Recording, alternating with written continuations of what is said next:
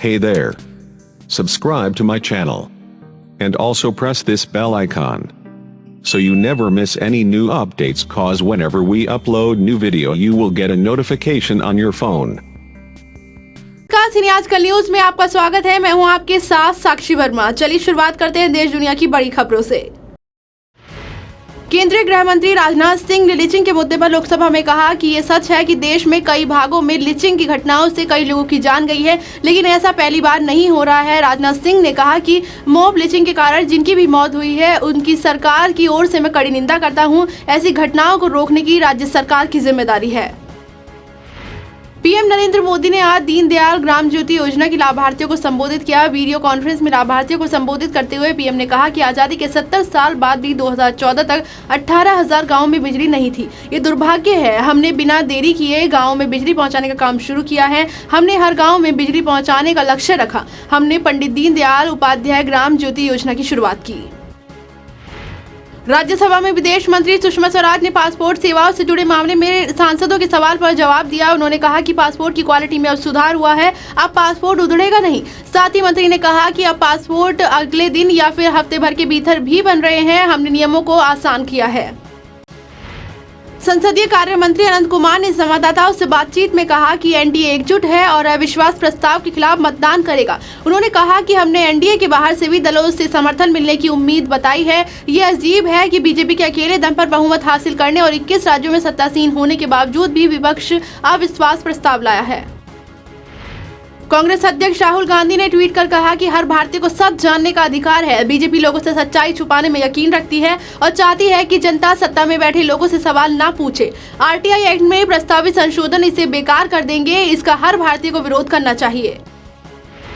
मध्य प्रदेश की राजधानी भोपाल में बाबा रामदेव ने एक बड़ा बयान दिया है। चुनावी राज्य मध्य प्रदेश में बाबा रामदेव ने कहा कि पूरे देश में बेरोजगारी एक बड़ा सवाल बन गया है। केंद्र और राज्य सरकारों को मिलकर जिस दिशा में जितना काम करना चाहिए था उतना सरकार नहीं कर पाई है। आपको बता दें कि इस साल के अंत में मध्य प्रदेश में चुनाव होने वाले हैं। मोदी सरकार के खिलाफ अविश्वास प्रस्ताव लाने वाली टीडीपी में ही सारे सांसद एक पक्ष में नहीं दिख रहे हैं। टीडीपी में एक सांसद ने पार्टी लाइन से हटते हुए बगावती तेवर अख्तियार कर लिया है। दरअसल टीडीपी सांसद जेसी दिवाकर रेड्डी ने अविश्वास प्रस्ताव पर होने वाली बहस और वोटिंग में दूर रहने का ऐलान कर दिया है। मोदी सरकार के खिलाफ कल होने वाले अविश्वास प्रस्ताव से ठीक पहले शिवसेना ने एक बड़ा फैसला लिया है। बीते कुछ समय से बीजेपी के खिलाफ तामबंद रहने वाले उद्धव ठाकरे ने अविश्वास प्रस्ताव में मोदी सरकार के समर्थन में वोटिंग करने का फैसला लिया है। दरअसल बीजेपी अध्यक्ष अमित शाह ने शिवसेना अध्यक्ष उद्धव ठाकरे को फोन किया था, जिसके बाद ठाकरे का ये फैसला आया है। भारत की बहुचर्चित फिल्मी पत्रिका सिने आजकल नया मगर सबके जुबान पर एक ही नाम, सिने आजकल। विज्ञापन, interview, film promotion, press conference के लिए संपर्क करें सीहेक्ट media. Mobile number 9350816300। Email ID है cineajkalindia@gmail.com। महानगर मेल साहस, सच और स्वाभिमान अब लेकर आ रहा है स्वास्थ्य और स्वच्छता का नया उपहार, महानगर ग्लोबल अचीवर्स अवार्ड, यानी हेल्दी इंडिया क्लीन इंडिया 2018। स्वच्छ भारत स्वस्थ भारत 2018 दोपहर 2 बजे से 27 जुलाई 2018 India International Centre, Lodhi road, New Delhi. Hosted by Rakhi Bakshi, organised by Mahanagar mail team. Lucknow के राजा बाजार निवासी कन्हैया लाल रस्तोगी और संजय रस्तोगी के 5 ठिकानों पर आयकर विभाग ने एक साथ छापेमारी की। 36 घंटे की छापेमारी के दौरान रस्तोगी बंधु के पास से 100 किलो सोना और 10 करोड़ रुपए का कैश जब्त किया गया है। जब्त किए गए सोने की कीमत 31 करोड़ रुपए आंकी जा रही है। इतना ही नहीं, रस्तोगी परिवार के नाम से 98 करोड़ रुपए की अघोषित संपत्ति के दस्तावेज भी बरामद किए गए हैं। आयकर विभाग की इस यूपी में अब तक की सबसे बड़ी बरामदगी बताई जा रही है।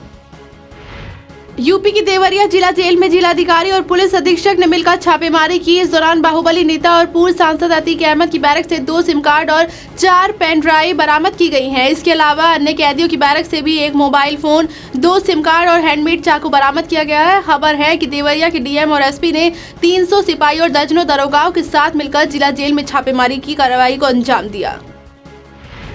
मध्य प्रदेश सरकार ने हाईकोर्ट के आदेश के बाद पूर्व मुख्यमंत्रियों को मिले सरकारी बंगले का आवंटन रद्द कर दिया है। कैलाश जोशी, दिग्विजय सिंह, उमा भारती और बाबूलाल गौर के बंगले को आवंटन रद्द कर दिया गया है। जानकारी के लिए बता दें कि उमा भारती और दिग्विजय सिंह ने पहले ही बंगला छोड़ने की इच्छा जाहिर की थी। UNHCR ने कश्मीर में मानवाधिकार के उल्लंघन पर जारी अपनी रिपोर्ट की आलोचना पर नाराजगी जाहिर की है। भारत में इस रिपोर्ट पर सवाल उठने के बाद UNHCR की तरफ से ये टिप्पणी आई है। UNHCR ने कहा है कि रिपोर्ट रिमोट मॉनिटरिंग के जरिए तैयार की गई थी, क्योंकि भारत और पाकिस्तान सरकार ने हमें क्षेत्र में प्रवेश करने की अनुमति नहीं दी थी। उत्तराखंड में ऋषिकेश गंगोत्री हाईवे पर सूर्यधर के पास करीब 250 मीटर गहरी खाई में उत्तराखंड परिवहन निगम की एक बस गिर गई है, जिसमें 10 लोगों की मौत हो गई है, जबकि 9 लोग घायल हुए हैं। हैरान करने वाली बात यह है कि इस महीने में ये दूसरी घटना है जिसमें बस खाई में गिरी है। भारतीय क्रिकेट टीम के चीफ कोच रवि शास्त्री ने उन सभी अटकलों को खारिज कर दिया है जिसमें कहा जा रहा था कि महेंद्र सिंह धोनी संन्यास ले सकते हैं। इंग्लैंड के खिलाफ तीसरे वनडे के बाद पूर्व कप्तान ने अंपायरों से मैच में इस्तेमाल की गई गेंद वापस मांग ली थी, जिसके बाद से ऐसे कयास लगाने जाने लगे थे। बॉलीवुड के दबंग हीरो सलमान खान के विवादित शो बिग बॉस का सभी को बेसब्री से इंतजार रहता है। जब से बिग बॉस 12 की घोषणा हुई है, तब से सलमान के फैंस को एक्साइटमेंट और भी ज्यादा बढ़ गई है। टीवी के 2 मशहूर शो बिग बॉस और खतरों के खिलाड़ी आजकल अपने लॉन्च और कंटेस्टेंट को लेकर काफी चर्चाओं में हैं। आपको बता दें कि कलर्स चैनल हमेशा से खतरों के खिलाड़ी के बाद ही बिग बॉस के नए सीजन की शुरुआत करता है। दिन भर की खास खबरों में फिलहाल मेरे साथ सिर्फ इतना ही। देखते रहिए सिने आजकल न्यूज। लोकतंत्र का चौथा स्तंभ है मीडिया। पूरे देश की खबर, देश ही नहीं विदेशों की खबर, हर खबर पर होगी पैनी नजर। खबरें ही नहीं, साथ में होगा भरपूर मनोरंजन। जी हां, तो देखते रहिए CM इंडिया TV, खबरों की हकीकत मनोरंजन के साथ।